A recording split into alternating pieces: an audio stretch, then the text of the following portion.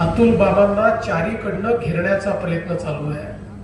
आपलेही आणि विरोधकही सगळे एक झाले आहेत. सगळ्यांना मिळून वाटतं हे जे उंद नेतृत्व आहे हे जास्त मोठं झालं तर कदाचित आपल्याला अडचण होईल आणि म्हणून अभिमन्यू प्रमाणे त्यांना घेरण्याचं काम चाललंय.